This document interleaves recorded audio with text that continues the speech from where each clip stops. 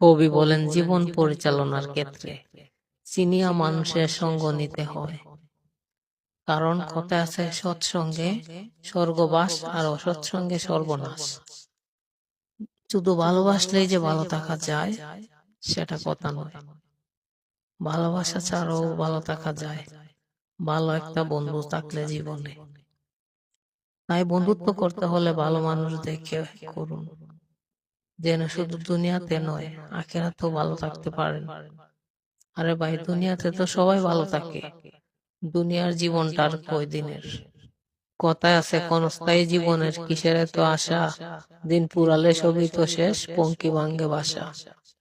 আমরা সবাই জানি, কচু পাতার পানি, নদীর স্রোত আর ঘড়ির কাঁটা কখনো কারোর জন্য অপেক্ষা করে না। তবু আমরা সময়ের দিকে চেয়ে থাকি, সঠিক মানুষ নির্বাচন করতে বারবার ভুল করি।